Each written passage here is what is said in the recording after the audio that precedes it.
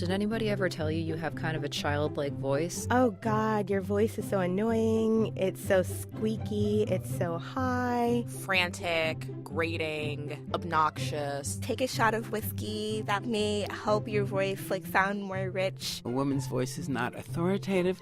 People will not believe her. I got this letter in the mail. It's written on a note card, and it basically tells me that I sound like a Kardashian sister.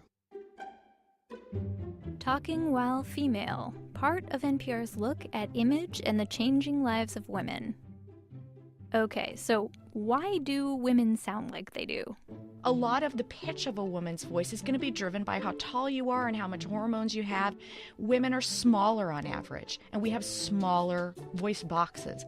You know, if you can imagine a big bass drum or a small drum.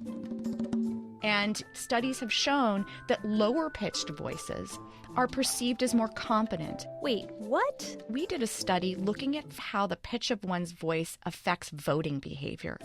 We simply said, here's voice A. I urge you to vote for me this November. And here's voice B. I urge you to vote for me this November. Unvaryingly, people chose the lower-pitched voice. So the lesson is talk lower? So there have been many female candidates who've been coached up that way, right? There's the famous story of Margaret Thatcher. Enough is enough. Enough is enough. It's a lowering, not a raising. But there's really a limit to the degree you can do that. And if I were to try to speak in my lowest register in a sustained way, I would sound ridiculous. And that actually leads to vocal fry. So what is vocal fry exactly? That's what happens when anyone drops their voice to its lowest register. It tends to fry or crackle or pop. Vocal fry. Our own studies have shown that both men and women tend to define the vocal fry voice as untrustworthy. And what is the deal with uptalk? Basically, this is ending a statement as if it were a question.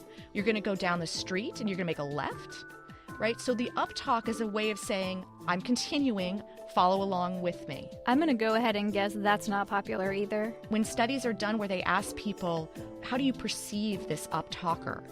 They say things like, well, this person has no confidence. They're timid. They're deferential. So people don't like our voices or how we use them? We seem to have this biologically driven judgment that lower-pitched voices connotate stronger, more trustworthy, more competent people. Maybe we can keep that in our minds when we're listening to someone speak in a high, squeaky, uptalky voice, and our brain goes, this is an idiot. This is a person who is not very smart. This is a person who doesn't believe what she's saying and has no confidence. In fact, those qualities have nothing to do with this person that we're listening to. So what do you do? If you think about it, it just will make you crazy. I don't have vocal fry. Well, maybe I did just there. I don't know. I did try to use a lower register of my voice. You know, for business, I try to sound more official. Hello, this is, I don't think that I should have to change my voice. I would like to think that people are capable of listening to the content of what I'm saying. I have to find other ways to get people to take me seriously, and maybe I won't wear bows in my hair anymore. I'm gonna uptalk. There's gonna be some vocal fry. Everyone can deal.